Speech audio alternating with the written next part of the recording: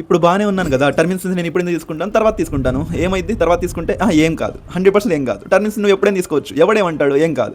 నీకు 20 ఇయర్స్లో పడే ప్రీమియము 30 ఇయర్స్ ఆఫ్ లెవెల్లో ఆ ప్రీమియం పడదు. లేకపోతే 30 ఇయర్స్లో నీకు పడే ప్రీమియము 40 ఇయర్స్ ఏజ్లో ఆ ప్రీమియం పడదు.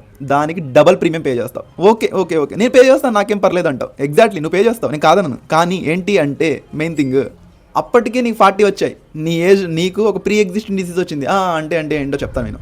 ఒక షుగర్ వచ్చింది, బీపీ వచ్చింది, కొలెస్ట్రాల్ ఎక్కువ ఉంది, లేకపోతే నువ్వు డయాబెటిక్ పేషెంట్ అయ్యావు, లేకపోతే హార్ట్కి హోల్ పడింది. ఇలాంటి సినియర్లో ఏ కంపెనీ అయినా నీకు టర్మ్ ఇన్సూరెన్స్ ఇస్తుందా?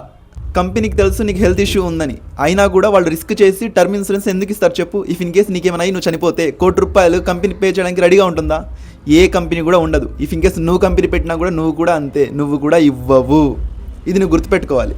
ఇఫ్ ఇన్ కేస్ నువ్వు బాగా ఎర్న్ చేస్తున్న టైంలో, నీ ఫ్యామిలీకి బాగా సపోర్ట్ ఉండాల్సిన టైంలో, ఇఫ్ ఇన్ కేస్ ఏదైనా యాక్సిడెంట్ అయ్యి లేకపోతే నార్మల్గా ఏదైనా హెల్త్ ఇష్యూ వచ్చి నువ్వు చచ్చిపోతే, అలాంటి టైంలో ఆ ఇన్సూరెన్స్ మనీ అని నీ ఫ్యామిలీకి ఫైనాన్షియల్గా హెల్ప్ అవుతుంది.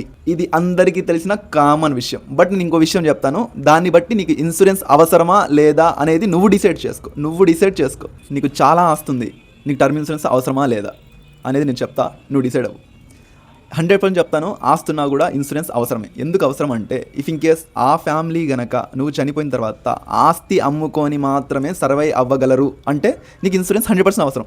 లేదు, నువ్వు ప్రతి మంత్ నీ ఫ్యామిలీకి నువ్వు చనిపోయిన తర్వాత కూడా కొంత మనీ అనేది ప్రతి మంత్ నీ ఫ్యామిలీకి బై డిఫాల్ట్గా వచ్చేటట్టు, జనరేట్ అయ్యేటట్టు నువ్వు సెట్ చేయగలిగితే నీకు ఇన్సూరెన్స్ అనేది అవసరమే లేదు.